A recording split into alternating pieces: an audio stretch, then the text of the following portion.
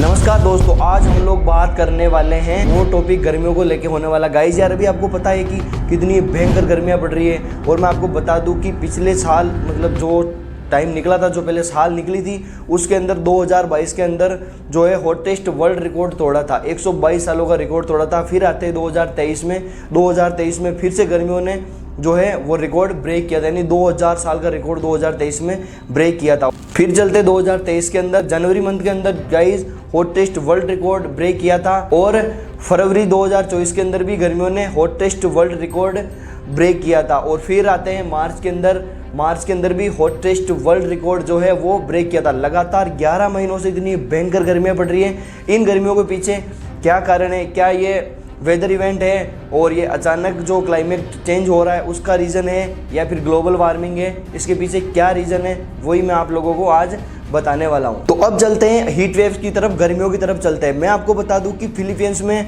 जो record break किया था वो 53 डिग्री सेल्सियस तक जो है रिकॉर्ड ब्रेक किया था। 53 डिग्री सेल्सियस बहुत ज़्यादा रिकॉर्ड होता है, ठीक है। उसके बाद में चलते हैं हम लोग इंडिया की तरफ आते हैं। पिछले कुछ दिनों के अंदर उत्तराखंड के अंदर जो है उत्तराखंड जैसी जगहों के अंदर हीट देखने के लिए मिली थी। उसके बाद में जैसे मध्य प्रदेश हुआ, छत्तीसगढ़ हुआ, ऐसे राज्यों में भी हीट वेव्स और जो है वनस्पति फायर देखने के लिए मिली थी। और गाइस यार केरला जैसी जगहों के अंदर भी हीट वेव्स की वार्निंग दी जा रही है। पहली जो वार्निंग हीट वेव्स की वार्निंग थी केरला के अंदर 2016 में दी गई थी, और अब जो है 2024 के अंदर दी गई है। इतनी भयंकर गर्मियां पड़ रही है। ग्लोबल वार्मिंग और अचानक जो क्लाइमेट चेंज है उसके कारण ये सारी चीज़ें हो रही है।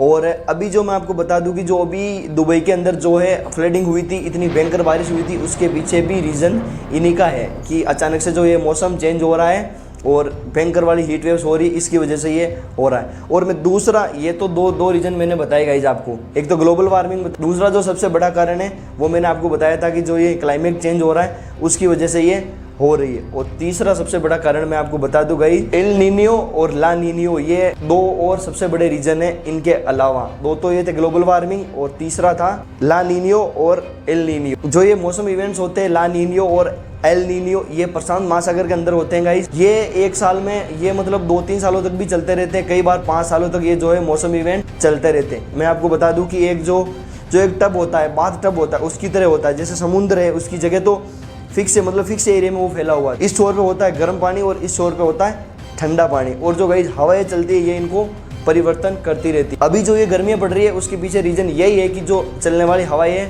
वो बंद हो गई। बंद क्या, ना के बराबर ही हो गई। इस वजह से जो ये टेम्परेचर ज़्यादा हो रहा है। और कई देशों में इसका उल्टा इफेक्ट देखने को मिलता है। जैसे जिधर ला नीनियो ज्यादा होता है उधर उल्टा प्रभाव पड़ता है एल नीनियो की बजाय। जिधर ला नीनियो ज्यादा होता है उधर क्या होता है इसकी यार जो है मौसम एकदम परिवर्तन हो जाता है, ठंडा रहता है, जैसे फ्लडिंग होने लग जाती, ज्यादा बारिश होने लग जाती। जिधर ला नीनियो ज्यादा होता है उधर जो है टेम्परेचर अचानक से परिवर्तन हो जाता है। जैसे दुबई के अंदर देखने के लिए अभी हमें मिला है कि वहाँ भयंकर बारिश हुई, फ्लडिंग हुई, उसके पीछे भी रीजन कहीं ना कहीं इसको ही माना जाता है। और दूसरी तरफ कुछ सालों पहले ऑस्ट्रेलिया के अंदर भयंकर बारिश हुई थी, बारिश रुकने का नाम ही नहीं ले रही थी और फ्लडिंग भी हुई थी, उसके पीछे भी रीजन ला नीनियो का ही माना जाता है। अभी देश भर के अंदर हीट वेव्स की वार्निंग दी जा रही है। जो टेम्परेचर है कंटिन्यू जो रिकॉर्ड है वो ब्रेक कर रहा है। अभी देश भर के अंदर जो है हीट वेव्स वार्निंग दी जा रही है और जो रिकॉर्ड है वो कंटिन्यूस ब्रेक होते चले जा रहे हैं। जैसलमेर के अंदर अभी लेटेस्ट जो है 54 degree temperature guys Celsius temperature नापा गया है जैसलमेर जैसी जगहों पे। तो आप इसका आइडिया लगा सकते हो कि हीट वेव्स कितनी खतरनाक पड़ रही है। और अभी आपको पता है कि भारत के अंदर तो 4-5 राज्यों के अंदर रेड अलर्ट दिया जा चुका है कि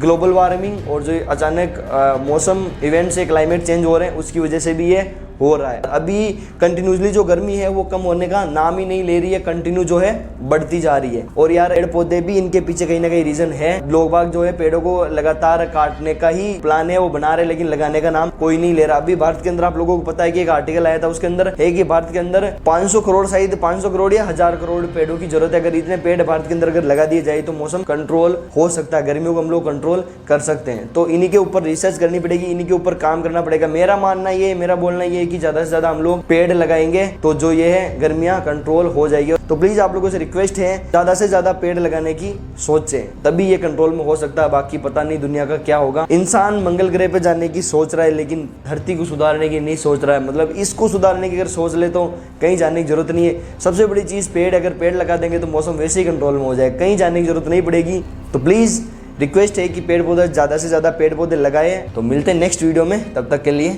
जय हिंद, जय भारत।